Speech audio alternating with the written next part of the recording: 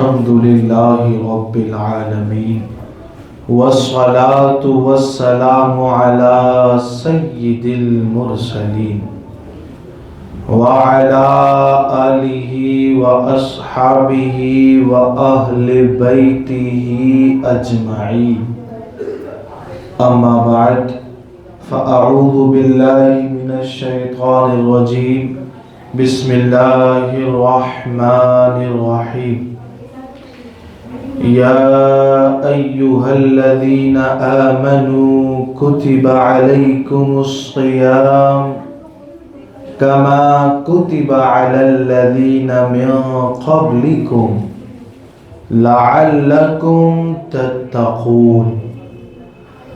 صدق الله العظيم وصدق رسوله النبي الأمين المتين الكريم ونحن على ذلك لمن الشاهدين والشاكرين والحمد لله رب العالمين.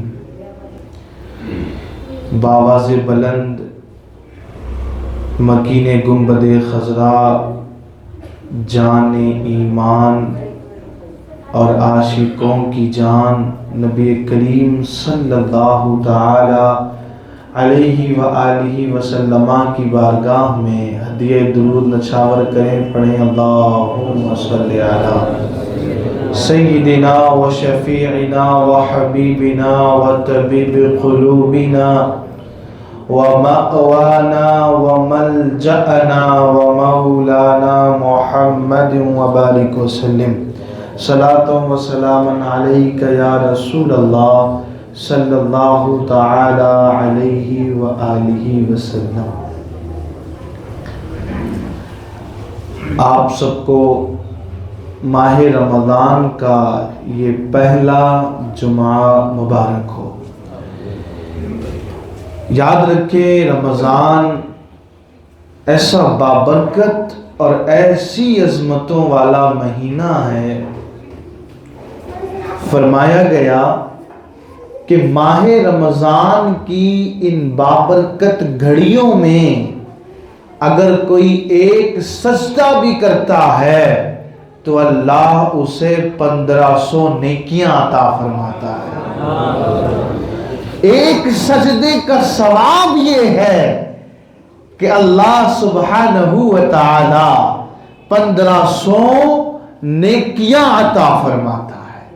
اور جو رمضان کا ایک روزہ رکھتا ہے اس کے بارے میں آقا کریم نے فرمایا غفر لہ ما تقدم من ذنبہ، اللہ اس کے گزرے ہوئے تمام گناہوں کو بخش دیتا ہے.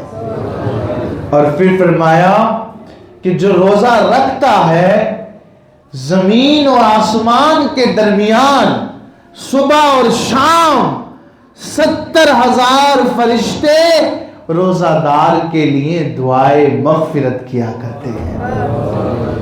کتنا کریم ہے میرا رب، کتنا رحیم ہے میرا رب کہ ایک ایک نیکی پر کیسی نعمتیں عطا فرما رہا ہے، کیسی برکات عطا فرما رہا ہے.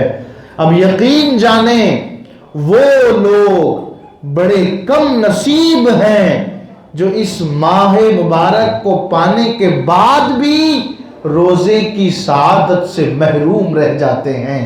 آقا کریم نے ارشاد فرمایا جو بغیر عذر شرعی کے، بنا شرعی عذر کے ایک روزہ نہ رکھے، ترک کر دے، ساری زندگی روزہ رکھتا رہے تب بھی وہ اس ایک روزے کی قضا مکمل نہیں کر سکتا.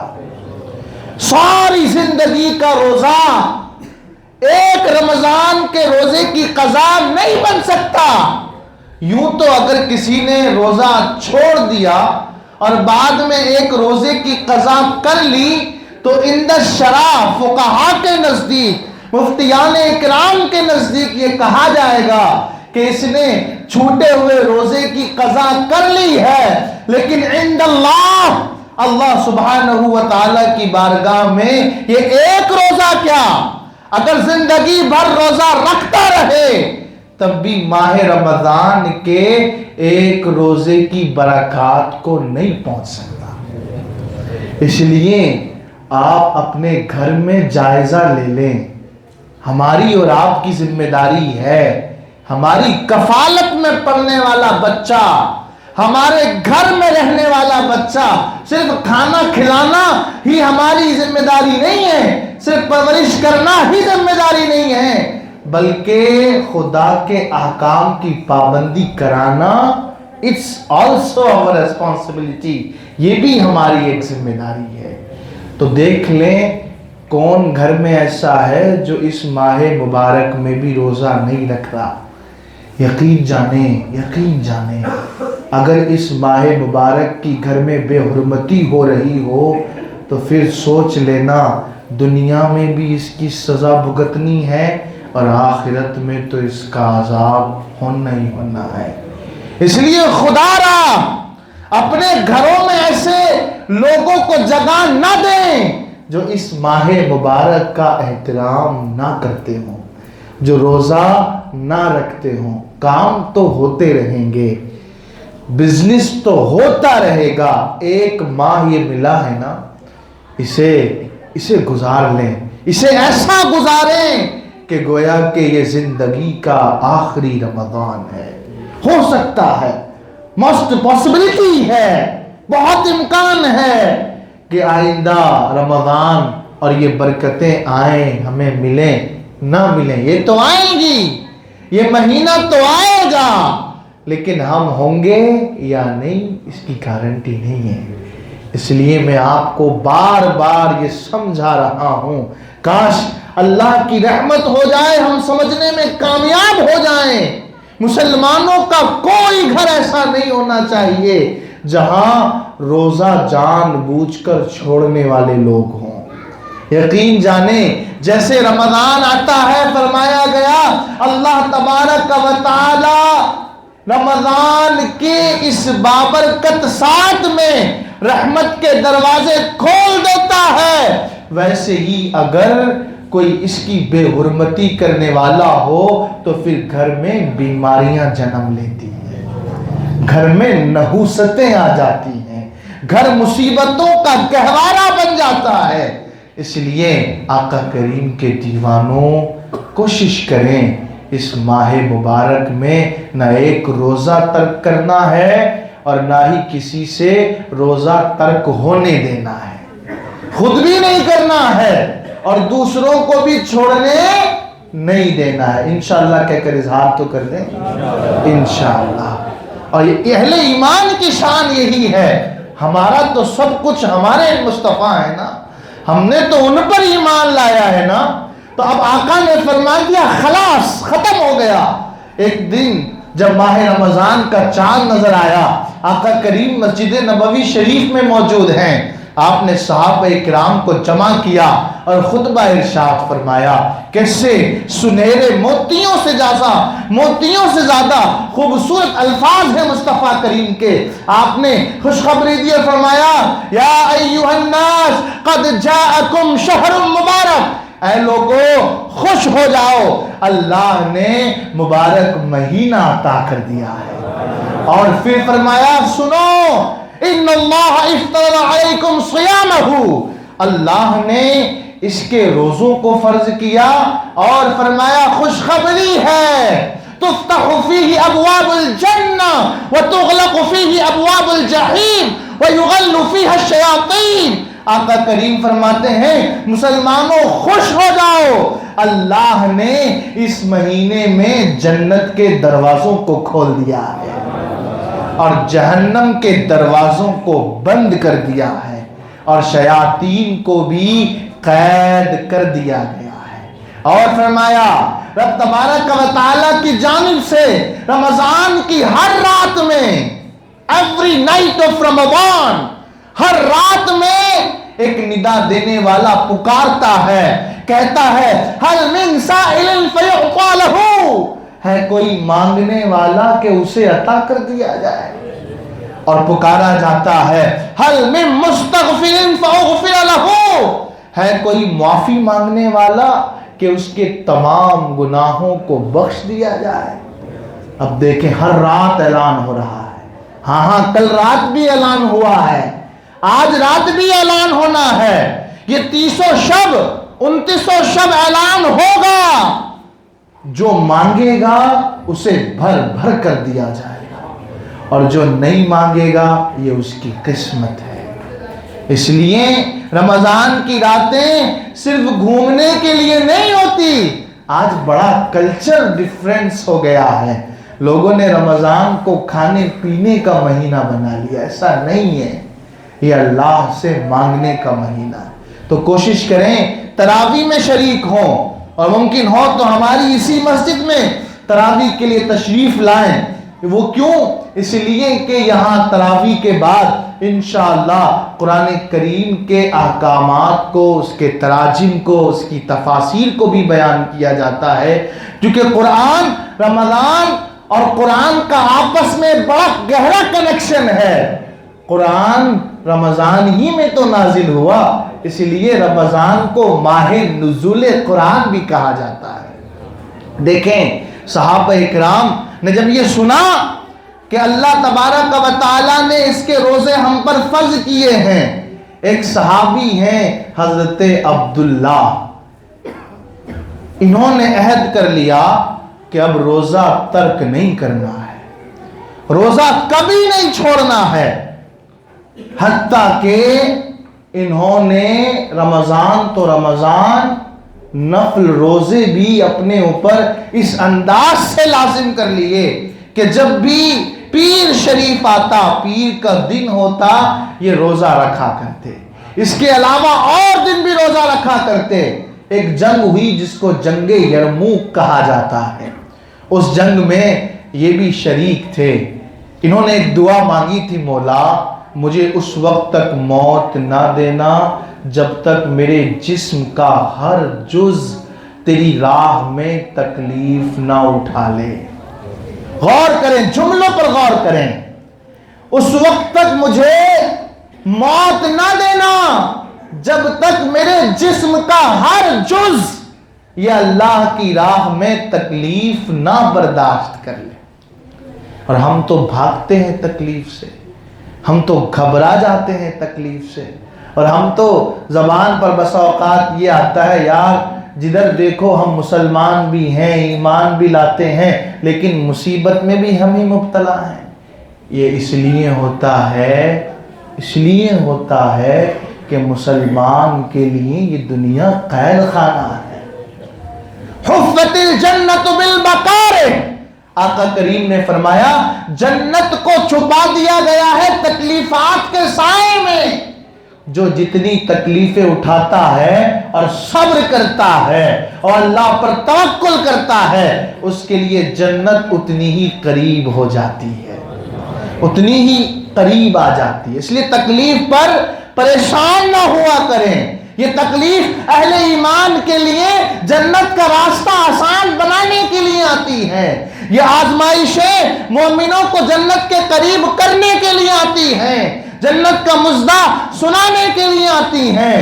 آقا کریم کے دیوانوں, آزمائشیں آئیں تو پریشان نہ ہوا کریں, یہ سمجھا کریں کہ اللہ نے میرے لیے جنت کا راستہ آسان فرما دیا ہے. اس لیے کہ ایک حدیث پاک کا مضمون ہے, آقا کریم نے ارشاد فرمایا اللہ جس بندے سے پیار کرتا ہے نا اسے جہنم کی آگ میں نہیں جلاتا, لیکن وہ گناہگار ہے, اللہ کا محبوب ہے, گناہگار ہے, تو اللہ جہنم سے بچانے کے لیے اسے دنیا ہی میں تکلیف دے دیتا ہے تاکہ یہ تکلیف برداشت کر کے جنت میں چلا جائے. یہ اللہ کے محبوب ہونے کی نشانی ہے. اولاد اگر پریشان کرتی ہے, تکلیف اولاد کی جانب سے آتی ہے, تب بھی صبر کیا کریں, شکر کیا کریں. انشاءاللہ یہ صبر و شکر دونوں چیزیں جنت کا راستہ آسان کر دے گی. آقا کریم کے پیارے دیوانوں, قرآن مجید میں اللہ رب العزت نے فرمایا اے ایمان والو یہ روزے تم پر ایسے ہی فرض کیے گئے جیسے تم سے پہلے والوں پر فرض کیے گئے. کیوں؟ लअल्लकुम तत्तकून, ताकि तुम तकवा पा जाओ। तो रोजे का मकसद ये है कि बंदा मुत्तकी बन जाए, दिल में तकवा आ जाए और दिल गुनाहों से दूर रहने वाला बन जाए। अच्छा, तकवा कहते किसे हैं? तकवे की डेफिनेशन क्या है ये सुने। तकवा कहते हैं तंजीहुल क़ल्बि अनिश्शर, दिल को गुनाहों से दूर रखना, दिल को गुनाहों से दूर कर देना, इसका नाम तकवा है। ये तकवा जब आता है तो इंसान फिर नेकियों की तरफ माइल हो जाता है। तकवे की अलामत ये है कि मस्जिद में दिल लगने लगता है। तकवे की पहचान ये है कि नमाज में दिलचस्पी पैदा हो जाती है, लज्जत आ जाती है, ईमान की चाशनी महसूस होने लगती है। तकवा इंसान को नमाजों के करीब कर देता है। अब बसा औकात होता ये है कि हम रोज़ा भी रखते हैं लेकिन उसके बावजूद हमारा दिल मस्जिद से जुड़ता नहीं, हमारा दिल नमाजों से कनेक्ट नहीं होता। इसकी वजह क्या है?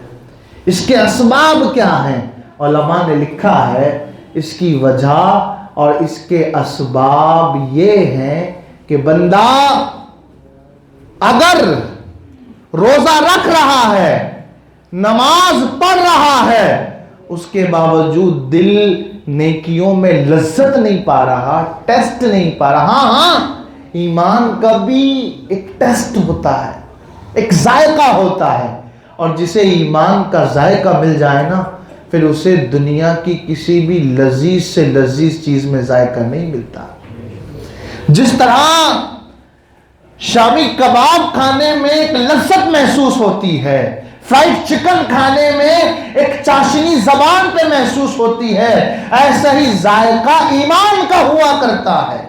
अगर ये ईमान का जायका मिल जाए तो फिर दुनिया की किसी चीज के जायके में लुत्फ नहीं आता। ये जायका कब मिलेगा? जब दिल ये गुनाहों से दूर रहेगा। अब दिल को रोजे के जरिए पाक किया जाता है। अगर दिल पाक होता है तो दो चीजें हैं, अगर वो चीजें और आ जाएं तो दिल फिर ऐसा मुनव्वर हो जाएगा कि आप महसूस करेंगे कि वाकई ईमान का टेस्ट आ गया है। फिर 30 दिन के बाद भी नमाजों में, इबादात में लज्जत महसूस होगी। आइए सुने वो क्या है। अब करीब हुआ करें, उलमा के पास बैठा करें, यकीन जाने उलमा की गुफ्तगू सुना करें। ये उलमा वो हस्ती हुआ करते हैं, जन्नत में भी इन उलमा की जरूरत होगी। जैसे यहां मसाइल पूछते हैं, ऐसे ही जन्नत में भी उलमा से सवाल की हाजत होगी। तो दुनिया में इनका कुर्ब इख्तियार किया करें। देखें, हजरत दाता अली हजवेरी रहमतुल्लाहि ताला अलैह फरमाते हैं कि एक दिन मैं सोया तो मैं लाहौर में था, लेकिन मेरे दिल की दुनिया जागी, ज़ाहिरी आंखें बंद हुई और मदीने की खुशबू मैंने लाहौर की गलियों में महसूस की।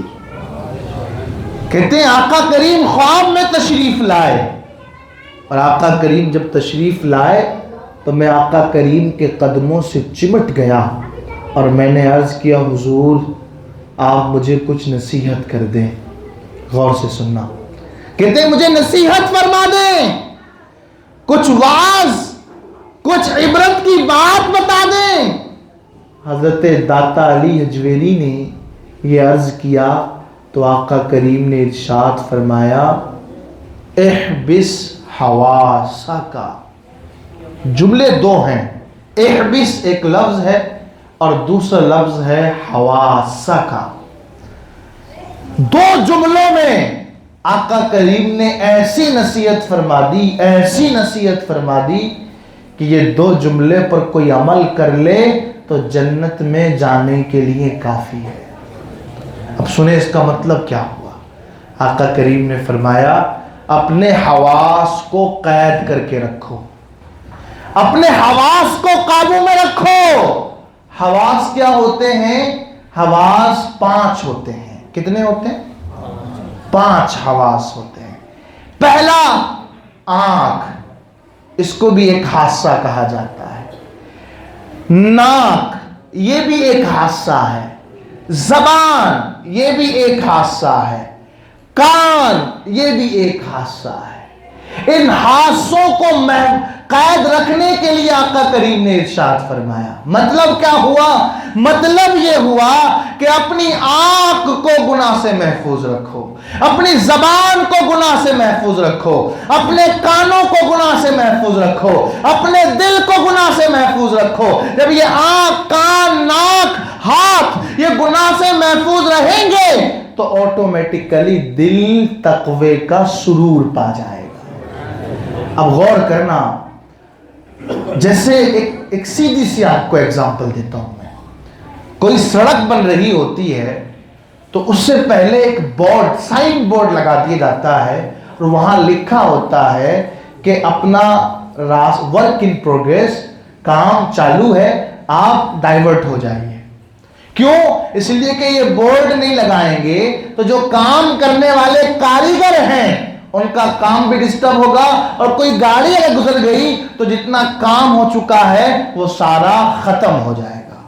ایسے ہی رمضان جب آتا ہے تو یہ ماہ رمضان یہ کاریگر کی حیثیت سے ہے. روزہ کاریگر ہے جو دل کے میل و کچیل کو صاف کر رہا ہوتا ہے. اور یہ آنکھ، کان، ناک یہ سارے کے سارے بورڈ ہیں. اگر ہم نے ان بورڈ پر گناہوں سے روکنے والا سائن بورڈ نہیں لگایا تو پھر روزے کی بنیاد پر حاصل ہونے والی صفائی سے دل مکمل تقوی نہیں پائے گا. آپ روزہ رکھیں تو ایسا روزہ ہو کہ یہ حواس آپ کے آنکھ، کان، ناک سارے کے سارے روزے سے ہوں. آقا کریم نے ارشاد فرمایا کہ یہ آنکھ اگر بد نگاہی کرتی ہے تو یہ بد نگاہی سے ایمان کی لذت چلی جاتی ہے. بندہ روزے کی حالت میں آنکھ سے اگر گناہ کر رہا ہو تو فرض تو ادا ہو جائے گا، لیکن جو روزے کا کام ہے تقوی، وہ تقوی نہیں مل پائے گا. اور آج مل کر کے ہم سب عہد کرتے ہیں، ہم سب یہ اپنے آپ سے پرومس کرتے ہیں، وعدہ کرتے ہیں کہ انشاءاللہ اپنے کانوں کا بھی روزہ رکھیں گے. انشاءاللہ زور سے کہیں. کانوں کے روزے کا مطلب کیا ہے؟ اگر ہم نے روزہ رکھا اور چاہتے ہیں کہ اس کی برکات ملے تو اب کانوں سے کوئی جھوٹی بات نہیں سننا، کانوں سے کوئی میوزک نہیں سننا، کانوں سے کوئی گانا نہیں سننا. آقا کریم ارشاد فرماتے ہیں جن کانوں کو بری باتیں سننے کی عادت بن جائے، مضمون ہے حدیث پاک کا، ان کانوں میں جہنم کی آگ کو ڈالا جائے گا. آپ غور کر لیں، بندہ روزے رکھے ہو اور پھر اگر رمضان کے دنوں میں گندی باتیں سنتا ہو، گانے سنتا ہو، میوزک سنتا ہو تو پھر میں اب اس سے زیادہ اور کیا کہہ سکتا ہوں. عام حالت میں اگر بندہ کان سے گناہ کرے تو جہنم کی آگ سے کان بھر دیا جائے، اور رمضان میں گناہ کرے تو پھر جہنم کی آگ نہیں، ایسا لگتا ہے کہ کئی گرزے ان کانوں پر رمضان کی بے حرمتی کے سبب پھریں گے. اس لیے عہد کریں، اپنی زبان کا بھی روزہ رکھنا ہے، اور زبان کا روزہ یہ ہے کہ جھوٹ نہیں بولنا، کسی کی غیبت نہیں کرنا. اپنی آنکھ کا روزہ رکھنا ہے، آنکھ کا روزہ یہ ہے کہ بد نگاہی نہیں کرنا، غیر محرموں کو نہیں دیکھنا، گندی چیزیں نہیں دیکھنا، فلمیں ڈرامے نہیں دیکھنا. یاد رکھیں، ایک بار میری بات مان لیجئے، اس بار آپ ایک روزہ قصداً اس اعتبار سے رکھ کر دیکھیں کہ آنکھ کا بھی روزہ ہو، زبان کا بھی روزہ ہو، ناک کا بھی روزہ ہو، ہاتھ کا بھی روزہ ہو، پھر دیکھنا اس روزے کا سرور ہی الگ محسوس ہوگا. اس روزے کی چاشنی ہی الگ محسوس ہوگی۔ یہ رمضان ہمیں ملا ہے تو اس انداز سے گزارنا ہے گویا کہ یہ زندگی کا آخری رمضان ہے۔ کوشش کریں گے انشاءاللہ، امید رکھیں انشاءاللہ۔ اللہ پاک ہم سب کو ماہ رمضان کی برکات سے مالا مال فرمائے۔ یاد رکھیں ماہ رمضان جب آتا تو میرے آقا خطبہ ارشاد فرماتے، ایسے ہی آقا کریم کا ایک پیارا عمل اور یہ ہوتا کہ آپ کی سخاوت ان دنوں میں بڑھ جاتی۔ یوں تو آپ اتنے سخی ہیں، اتنے سخی ہیں، اتنے سخی ہیں کہ سرکار میں نہ لا ہے نہ حاجت اگر کی ہے، مانگیں گے مانگے جائیں گے، منہ مانگی پائیں گے۔ آپ ایسے سخی ہیں، لیکن جب رمضان آتا سخاوت اور بڑھ جاتی۔ آپ خوب صدقات و خیرات کیا کرتے، حتیٰ کہ کہا گیا کہ سخاوت تیز ہواؤں سے زیادہ ہو جاتی۔ جتنی تیز ہوائیں چلتی ہیں اس سے زیادہ رفتار میرے آقا کی سخاوت کی ہوا کرتی۔ رمضان میں 1 روپیہ صدقہ کرنے کا ثواب 70 روپیہ بلکہ اس سے بھی زیادہ ملتا ہے۔ تو رمضان میں جہاں زکوٰۃ ادا کرنی ہے، انشاءاللہ ایک دن جمعہ میں ہم کمپلیٹ زکوٰۃ کے متعلق سیشن کریں گے۔ تو رمضان میں جہاں زکوٰۃ ادا کرنی ہے وہ تو کرنی ہے، نفلی صدقات بھی کرنے ہیں۔ جتنا ہو سکے اپنا ایک سسٹم بنا لیں، روزانہ سحری کے بعد کچھ نہ کچھ ضرور اللہ کی راہ میں صدقہ کریں۔ اگر رمضان کے علاوہ 1 لاکھ صدقہ کر رہے ہیں اور رمضان میں کر دیا تو 70 لاکھ صدقہ کرنے کا ثواب ملے گا۔ کتنا بڑا ثواب ہے۔ اور صدقات کریں اور اس کے لیے مستحق بندے کو دیں۔ آج کل جو روڈ پر اور ایک منظم انداز سے لوگ مانگنے والے آتے ہیں، ویسے تو اللہ بہتر جانتا ہے، لیکن ظاہر یہی ہے کہ یہ مانگنے والوں کا سیزن ہے۔ یہ لوگ صحیح سلامت ہونے کے باوجود پیشہ بنا کر کے مانگنا شروع کرتے ہیں۔ تو ایسے لوگوں کو دینے سے بچیں، مستحقین کو دیں۔ مستحقین میں سب سے بڑا مستحق آپ کا اپنے محلے کا ادارہ ہے جہاں بچے پڑھتے ہیں۔ آپ بتائیں، آپ کا جو نیچے المصطفیٰ لرننگ انسٹیٹیوٹ چلتا ہے، اگر خدا نخواستہ کنڈیشن ابھی یہ ہے کہ اگر آپ نے تعاون نہ کیا تو آئندہ سال اس کو کلوز نہ کر کے تعداد گھٹانی پڑے گی، کیونکہ دیکھیں آقا کریم نے ارشاد فرمایا آخری زمانے میں دین کا کام بھی درہم و دینار سے ہونا ہے۔ پیسہ نہیں ہے، فنڈ ختم ہو گیا۔ اب بتائیں کہ یہ اچھا لگے گا کہ یہ کہا جائے کہ فلاں محلے کا مدرسہ اس لیے بند کر دیا گیا کہ وہاں کے عاشقان رسول نے اس کا تعاون نہیں کیا، اور کل قیامت میں ہر ایک کو اس کا جواب دینا ہے۔ بچوں کو دین سکھانا یہ ہمارا ذاتی فرض ہے۔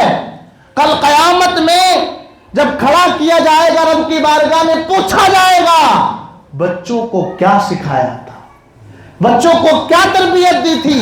جو تربیت دینا ہمارا فریضہ تھا وہ تربیت یہ ادارہ دے رہا ہے، یہ المصطفیٰ لرننگ انسٹیٹیوٹ دے رہا ہے، تو ہمارا فرض ادا کر رہا ہے، اور ہمارا فرض یہ ہے کہ ہم اس کے دست و بازو بن جائیں۔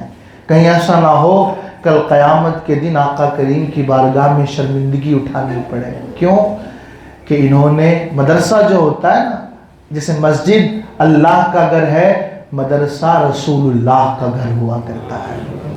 یہاں پڑھنے والوں کو مہمان رسول کہا جاتا ہے، یہ رسول کے مہمان ہوتے ہیں۔ اگر آقا کریم نے پوچھ لیا کہ میرے مہمانوں کے ساتھ تم نے کیا سلوک کیا تھا، تو اب ہم کیا جواب دیں گے؟